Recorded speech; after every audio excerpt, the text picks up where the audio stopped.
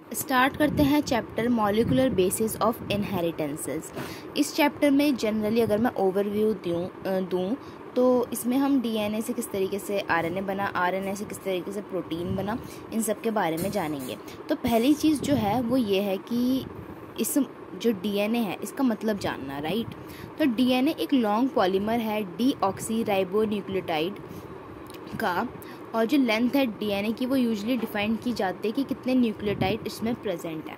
मतलब डीएनए की length nucleotide, ठीक है, उस पर डिपेंड करती है कि ये कितने हैं प्रेजेंट, मतलब कितना लेंथ है इसका। तो मतलब डीएनए जनरली न्यूक्लियोटाइड से बना है, राइट। अब अगर हमें एक डीएनए बनाना है, राइट, आप इसे एक एज अ रेसिपी के जैसे समझिए। अगर आपको एक डीएनए बनाना है तो आपको न्यूक्लियोटाइड की ज़रूरत होगी। अब ये जो न्यूक्लियोटाइड है वो किससे बना है उसके बारे में जानते हैं। तो न्यूक्लियोटाइड बना है नाइट्रोजनस बेस, पेंटोस शुगर और फॉस्फेट ग्रुप से, ठीक है। अब ये जो नाइट्रोजनस बेस होता है ना, ये भी दो तरीके के होते हैं। एक होता है प्यूरिन्स और दूसरा होता है प्रेमिडिन्स। प्यूरिन्स और प्रेमिडिन्स। अब प्यूरिन्स के भी दो टाइप हैं, मतलब प्यूरिन्स के अंदर दो आते हैं, एक होता है एडेनाइन और होता है ग्वानिन, ठीक है। और प्रेमिडिन्स के अंदर आता है साइटोसिन, यूरेसिल और थाइमिन, ठीक। अब जो यूरेसिल जो प्रेजेंट होता है, मतलब देखो डीएनए है तो डीएनए में थाइमिन की जगह क्या डीएनए में थाइमिन प्रेजेंट होगा, बट जो आरएनए है उसके अंदर यूरेसिल प्रेजेंट होगा, ठीक है, थाइमिन की जगह पर।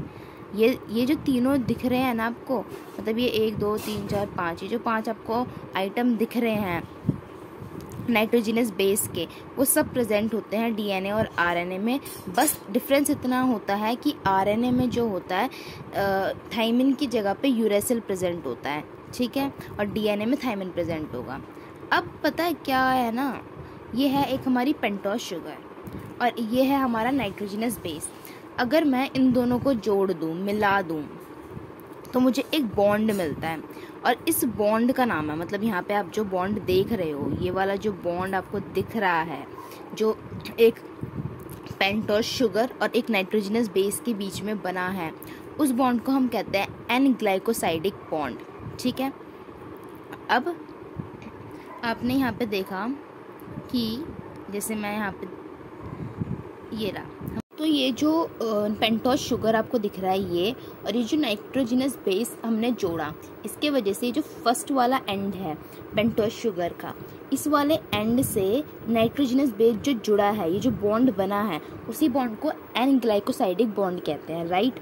अब ये जो दोनों चीज़ें हैं, इन दोनों को अगर आप जोड़ दोगे और इसका जो नाम पड़ेगा वो ये होगा न्यूक्लियोसाइड। तो अगर आप पेंटोस शुगर और नाइट्रोजनस बेस को ऐड करोगे तो आप उसको न्यूक्लियोसाइड कहोगे। मतलब ये जो बनकर आया, ये जो स्ट्रक्चर है, उसको आप न्यूक्लियोसाइड कहोगे, ठीक है। और इनके बीच का जो बॉन्ड है उसको आप एन ग्लाइकोसाइडिक बॉन्ड कहोगे, right. Now the thing is, जैसे अब क्या होता है ना कि ये तो आपको एक आरएनए का शुगर राइबोज दिख रहा है, राइट, ये आपको आरएनए का शुगर राइबोज दिख रहा है। बट अगर मैं इसके ये जो सेकंड एंड है, इस सेकंड एंड से ऑक्सीजन हटा दूं, अरे डीएनए में डीऑक्सी है, तो डीऑक्सी का मतलब क्या होता है कि ऑक्सीजन हट जाना, मतलब उसमें ऑक्सीजन नहीं है। तो ये सेकंड एंड से ऑक्सीजन मैं हटा दूं तो ये बन जाता है डीऑक्सी, ठीक है, और राइट। तो वो एक्चुअल में जो ये जो पेंटोस की शुगर है वो आपकी राइबोज शुगर है, ठीक है। तो ये जो राइबोज शुगर होता है ना, इसमें आप नाइट्रोजनस बेस को ऐड करते हो। जैसे कि आपकी राइबोज शुगर है, उसमें मैंने एक नाइट्रोजनस बेस ऐड किया एडेनाइन, तो मुझे मिलता है एडिनोसाइन, ठीक है। ऐसे ही मैंने क्या किया कि उस जो शुगर है उसमें से सेकंड एंड से ऑक्सीजन हटा दिया, तो ये डीऑक्सी बन गया। तो डीऑक्सी राइबोज ये आपका शुगर है, उसमें मैंने एडेनाइन को ऐड कर दिया तो बन गया डीऑक्सी एडिनोसाइन। सेम ऐसे ही आपकी बाकी सारे भी बन जाएंगे, जैसे कि आपकी राइबोज के साथ मैंने साइटोसिन नाइट्रोजनस बेस को ऐड किया तो आपको बन जाएगा साइटेडाइन। ऐसे ही राइबोज के साथ यूरेसिल को ऐड कर दिया तो वो बन जाएगा यूरिडिन। ऐसे ही अगर आपका डीऑक्सी राइबोज वाली शुगर है उसके साथ मैंने साइटोसिन ऐड किया किया तो बन जाएगा डीऑक्सीसाइटिडिन। ऐसे ही मैंने डीऑक्सीराइबोस के साथ थायमिन को ऐड किया तो बन जाएगा डीऑक्सीथाइमिडिन। ठीक है, मेरा ये है शुगर, ये है मेरा नाइट्रोजिनस बेस। ठीक है, तो इसलिए मैंने इसको नाम दिया डीऑक्सीराइबोन्यूक्लियोसाइड। मैंने यहाँ पे डीऑक्सी इसलिए ऐड किया, मैं बता रही हूँ बार बार, क्योंकि मैंने इसके सेकेंड एंड से ऑक्सीजन को रिमूव किया है। ठीक है, इसलिए ये बना, देखो यहाँ पे ऑक्सीजन नहीं है ना, यहाँ पे ऑक्सीजन नहीं है, इसलिए मैंने इसको डीऑक्सीराइबोन्यूक्लियोसाइड बोला। राइट, अब मैंने दो चीज़ का यूज़ कर लिया है। न्यूक्लियोटाइड 3 चीज़ों से बना था, अगर हमने बताया था कि जो न्यूक्लियोटाइड है 3 चीज़ों से बना है, नाइट्रोजिनस बेस, पेंटोस शुगर और फॉस्फेट ग्रुप। तो मैंने नाइट्रोजिनस बेस का यूज़ कर लिया, पेंटोस शुगर का यूज़ कर लिया। थर्ड चीज़ है मेरी फॉस्फेट ग्रुप।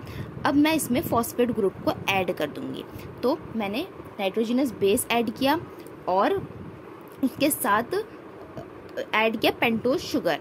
ठीक है, उसके वजह से मुझे न्यूक्लियोसाइड मिला। ठीक, अब मैं इसमें फॉस्फेट ग्रुप को ऐड कर दूं, जैसे यहाँ पे मैंने फॉस्फेट ग्रुप को ऐड किया। ठीक है, तो मैं कौन से एंड पर ऐड कर रही हूँ, तो ये जो 5th वाला पार्ट है ना, उस वाले शुगर के 5th वाले पार्ट पे एक बॉन्ड बनेगा जो कि फॉस्फेट ग्रुप और इसके बीच का बनेगा, इसमें एसिड प्लस अल्कोहल, ये एसिड है, अल्कोहल है, तो इनको अगर मैं मिलाऊंगी तो ईस्टर बनता है। राइट, तो ये वाला जो बॉन्ड बनेगा उसको हम फॉस्फो ईस्टर बॉन्ड कहेंगे। तो आप देख सकते हो यहाँ पे यहाँ से H और वहाँ का OH निकल जाएगा और यहाँ पे एक बॉन्ड बनेगा जिसको आप फॉस्फो एस्टर बॉन्ड बोलोगे। तो अब इसमें 3 चीज़ों का यूज़ हो चुका है। क्या क्या है? आपका फॉस्फेट ग्रुप, आपका शुगर और आपका नाइट्रोजिनस बेस। नाइट्रोजिनस बेस में यहाँ पे एडेनिन, गुआनिन, साइटोसिन, यूरेडिन कुछ भी लग सकता है। Right, uracil, thymine, guanine, adenosine और एडेनाइन। राइट, वो कुछ भी लग सकता है। ठीक है, तो अब मेरा को क्या मिला, एक फॉस्फो एस्टर बॉन्ड मिला। ठीक है, और आपको एक एन ग्लूकोसाइड एक बॉन्ड मिला। तो ये जो 3 चीज़ों को जब मैंने मिला दिया तब मेरे को इस स्ट्रक्चर का नाम मिला डीऑक्सी न्यूक्लियोटाइड। तो आपको अब फाइनली पता चल गया होगा क्यों इसको हम कहते हैं डीऑक्सी न्यूक्लियोटाइड। राइट, क्योंकि यहाँ पे पहले हम इसको न्यूक्लियोसाइड बोल रहे थे, क्योंकि जस्ट उसमें क्या प्रेजेंट था, एक तो हमारा इसमें सिर्फ शुगर प्रेजेंट था और नाइट्रोजिनस बेस प्रेजेंट था, तब हमने सिर्फ इसको न्यूक्लियोसाइड बोला। बट जैसे ही हमने तीनों चीज़ों को ऐड कर दिया, फॉस्फेट ग्रुप को भी ऐड कर दिया इसके साथ, तब हमने इसको बोला डीऑक्सी न्यूक्लियोटाइड। पहले हम सिर्फ डीऑक्सी न्यूक्लियोसाइड बोल रहे थे, अब जब हमने तीनों चीज़ों को ऐड कर दिया तब हमने इसे डीऑक्सी न्यूक्लियोटाइड बोला। राइट, क्लियर है? अब नेक्स्ट जो है वो ये है कि ये एक हमारा न्यूक्लियोटाइड है हमारा ये एक न्यूक्लियोटाइड। अब इस एक न्यूक्लियोटाइड के में क्या होगा, अब सिर्फ एक तो होगा नहीं, हम इसे पॉलीन्यूक्लियोटाइड कहते हैं, तो मतलब बहुत सारे न्यूक्लियोटाइड होंगे, डीएनए को पॉलीन्यूक्लियोटाइड कहते हैं। राइट, तो अब इसके जो फर्स्ट, सेकेंड, थर्ड, ये जो थर्ड वाला एंड दिख रहा है आपको, यहाँ पे OH प्रेजेंट है, इस वाले एंड से एक दूसरा न्यूक्लियोटाइड अटैच होगा। ठीक है, कौन से, मतलब दूसरे न्यूक्लियोटाइड का जो फॉस्फेट ग्रुप है वो पहले वाले न्यूक्लियोटाइड के थर्ड वाले ग्रुप से अटैच होगा। अगर मैं इसे थोड़ा और सिंप्लीफाई करूं तो यहाँ पे मान के चलो ये एक न्यूक्लियोटाइड है। राइट, इसका जो थर्ड एंड है वो उससे एक दूसरा न्यूक्लियोटाइड होगा, उसका जो 5th एंड है वो जुड़ा रहेगा, और ये जो बॉन्ड जिससे ये जुड़ा रहेगा उसको आप बोलोगे फॉस्फोडाइएस्टर बॉन्ड। कौन सा bond? Phosphodiester bond, phosphodiester bond. Clear है? नाउ जो बैकबोन है पॉलीन्यूक्लियोटाइड चेन की, मतलब पॉली इसलिए बोला क्योंकि बहुत सारी न्यूक्लियोटाइड आएंगी, तो इसकी जो बैकबोन है वो फॉर्म होती है शुगर और फॉस्फेट से। ठीक है, अब जो केमिकल नेम है थायमिन का वो है 5-मिथाइल यूरेसिल। ठीक है, नेक्स्ट पॉइंट इज जो डीएनए है। अब डीएनए किससे बना है? न्यूक्लियोटाइड से बना है। अब जो डीएनए है वो एक एसिडिक सब्सटेंस है। अब हमने डीएनए बनाना सीख लिया है। ठीक है, अब हम उसके बारे में जानते हैं और पढ़ते हैं कि किस तरीके का ये एक स्ट्रक्चर है। राइट, तो डीएनए एक एसिडिक सब्सटेंस है जो कि प्रेजेंट होता है न्यूक्लियस में। पहली बार आइडेंटिफाई किया गया था फ्रेडरिक मैस्चर के द्वारा 1869 में। और इसने इसका नाम, मतलब इस साइंटिस्ट ने इसका नाम न्यूक्लियन रखा। 1953 में बना, तो मतलब डीएनए की जो खोज है वो 1869 में हो ही गई थी, बट टेक्नोलॉजी इतनी एडवांस नहीं थी कि इसके बारे में हम और जान सके डिटेल में। तो 1953 में एक डबल हेलिक्स स्ट्रक्चर डीएनए का गिवन किया गया, मतलब दिया गया वैटसन और क्रिक के द्वारा। ये दो साइंटिस्ट हैं जिनके द्वारा एक डबल हेलिक्स स्ट्रक्चर दिया गया डीएनए का, जो कि बेस था एक्सरे डिफरेंशिएशन के बेस पर, ठीक है।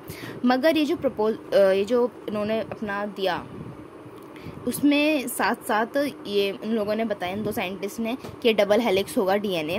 तो एक और साइंटिस्ट आ गए इरविन नाम के, जिन्होंने बोला कि जो डीएनए है वो डबल स्ट्रैंड तो है, डबल हेलिक्स तो है, उसी के साथ ये रेशो है एडेनिन थाइमिन ग्वानिन साइटोसिन का, जो कि कांस्टेंट है और इक्वल है। मतलब adenine thymine is equal, guanine cytosine are equal, और दीज आर कांस्टेंट, और ये कांस्टेंट है, ठीक है। राइट। अब हम कुछ साइलेंट फीचर के बारे में, जो कि डबल हेलिक्स है स्ट्रक्चर डीएनए का, उसके बारे में पढ़ेंगे। राइट। तो पहली बात, ये पॉलीन्यूक्लियोटाइड की चेन है, ठीक है, जिसकी जो बैकबोन है वो शुगर फॉस्फेट से और बेसिस प्रोजेक्ट इनसाइड उनसे बनी है। पॉलीन्यूक्लियोटाइड चेन है, मैंने पहले ही बता दिया था, क्योंकि इसमें बहुत सारे न्यूक्लियोटाइड यूज़ किए गए हैं और उनकी बैकबोन शुगर फॉस्फेट से बनी है। ये जो दो चेन हैं वो एंटी पैरेलल है, इनकी पोलैरिटी। इसका मतलब अगर एक चेन 5 से 3 है तो दूसरी 3 से 5 होगी, मतलब ये एक दूसरे के कम्प्लीमेंट्री है। मान के चलो ये दो इनकी चेन है, राइट। तो अगर एक 5 एंड है और एक 3 एंड है, तो इसका कम्प्लीमेंट्री, इसका उल्टा, इसका एंटी पैरेलल आप बोल सकते हो, 3 से 5 होगा, ठीक है। मतलब अगर एक 5 से 3 है तो दूसरा 3 से 5 होगा। अब ये जो बेसिस हैं दो स्ट्रैंड के पेयर थ्रू हाइड्रोजन बॉन्ड, और ये जो हाइड्रोजन जो बॉन्ड है उनसे ये दोनों पेयर होते हैं, जिनको आप जो फॉर्म करते हैं बेस पेयर। जो एडेनिन होता है वो थाइमिन के साथ 2 हाइड्रोजन बॉन्ड बनाता है अपोजिट स्ट्रैंड के। ऐसे ही, मतलब मैं इस वाली चीज़ को एक्सप्लेन करती हूँ, वेट अ मिनट। हाँ, तो हम कह सकते हैं कि जैसे यहाँ पर आपके 2 चेन मान लीजिए। अब यहाँ पे अगर आपका A प्रेजेंट है, एडेनाइन प्रेजेंट है, तो और दूसरे में आपको पता है ये कम्प्लीमेंट्री है, तो यहाँ पे थाइमिन प्रेजेंट होगा। तो ये जो दोनों जुड़े हैं वो 2 हाइड्रोजन बॉन्ड से जुड़े होंगे, ठीक है। ऐसे ही जो ग्वानिन है वो साइटोसिन से 3 हाइड्रोजन बॉन्ड से जुड़ा होगा, ठीक है।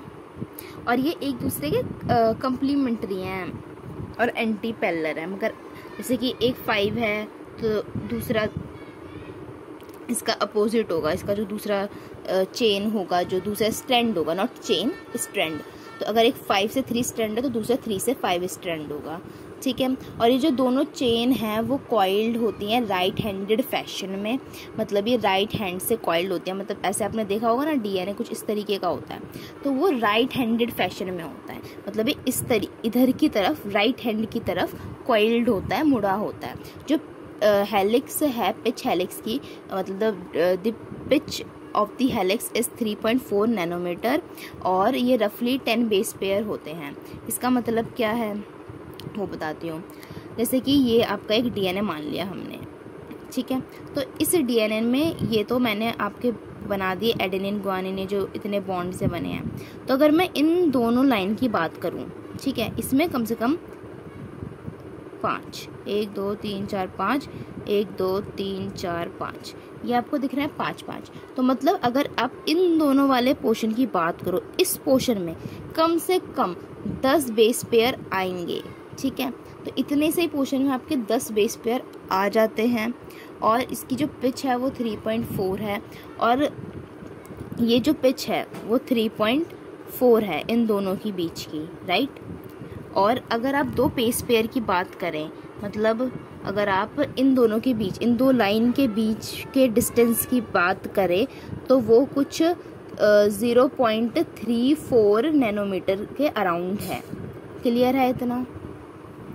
और यही चीज़ यहाँ पे पूरे में लिखी है, ठीक।